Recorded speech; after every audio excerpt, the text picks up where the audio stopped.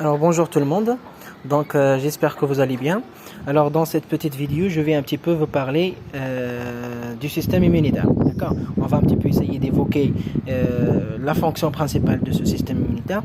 On va essayer par la fin de décrire les différentes étapes qu'elle met pour exercer sa fonction.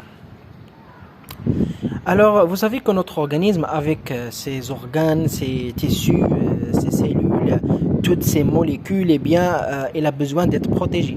Autrement dit, il a besoin d'un système immunitaire, d'accord, pour le défendre et pour le protéger, pour assurer un état d'homéostasie et d'équilibre, d'accord. Bien.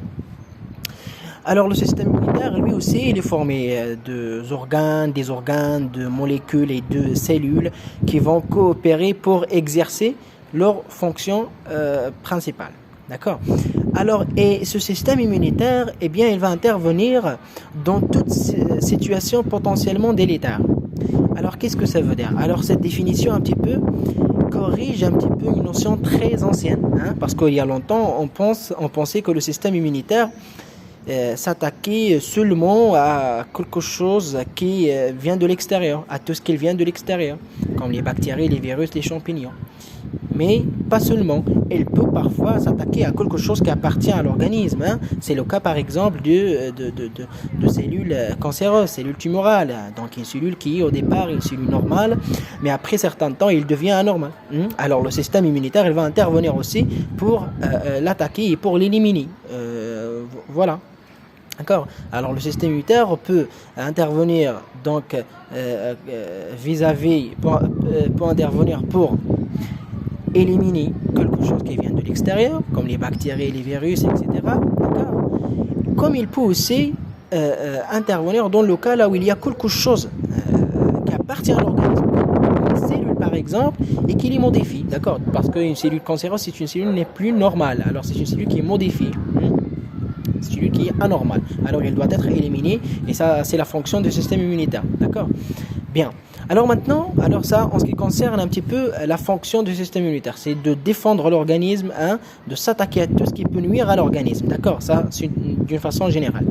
Alors maintenant, on va essayer de voir un petit peu de décrire un petit peu les étapes que ce système immunitaire met pour tout simplement exercer sa fonction, pour défendre l'organisme. Alors pour défendre l'organisme, le système immunitaire doit premièrement développer des mécanismes de reconnaissance. Alors la reconnaissance, c'est une étape importante du système immunitaire, d'accord?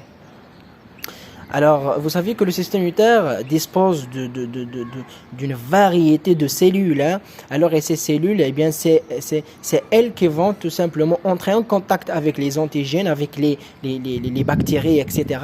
D'accord, pour les reconnaître. D'accord. Alors, cette fonction de reconnaissance, cette étape de reconnaissance, elle va permettre au système immunitaire de détecter premièrement, de détecter l'antigène, de détecter une bactérie. Par exemple, s'il s'agit d'une bactérie, si une bactérie tout simplement se trouve à l'intérieur de notre organisme, elle doit être détectée premièrement.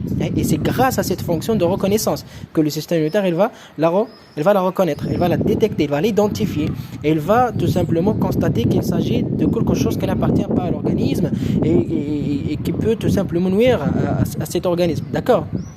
Très bien. Alors maintenant, on passe à la deuxième étape, c'est le développement des réponses effectrices. Donc sur la base de la reconnaissance, sur la base de la première étape, et sur la base de la nature de l'antigène reconnu, de la molécule antigénique reconnue par le système immunitaire, ce dernier, elle va développer tout simplement des réponses effectrices. Ça veut dire des mécanismes de défense, des mécanismes de destruction, d'élimination de cette bactérie, s'il s'agit d'une bactérie par exemple, d'accord, de l'antigène d'une manière générale, d'accord. Bien. Et par la fin, il faut un élément important, c'est en fait la régulation. D'accord. Alors il faut l'élaboration d'un boucle de régulation. Ça veut dire il faut que le système immunitaire agisse avec régulation. Qu'est-ce que ça veut dire? Ça veut dire qu'il faut que ces réponses effectrices qui sont développées de la part du système immunitaire dans le but d'éradiquer ou bien d'éliminer l'antigène, elles doivent être bien réguliers. L'intensité, la durée, tous ces paramètres doivent être bien ajustés, bien réguliers, contrôlés, d'accord? Voilà.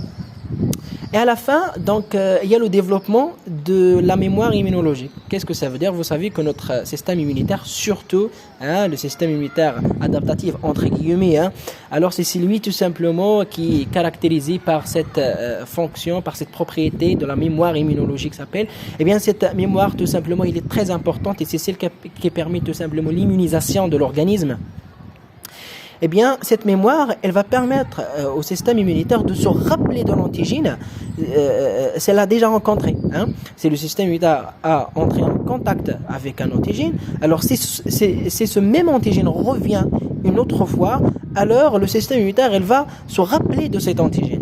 Elle va se rappeler de cet antigène, elle va le reconnaître et les réponses seront très efficaces et très rapides dans ce cas. D'accord? Et voilà, ça c'était bien évidemment une vision globale sur le système immunitaire, ses fonctions, ses étapes tout simplement de ces mécanismes de travail.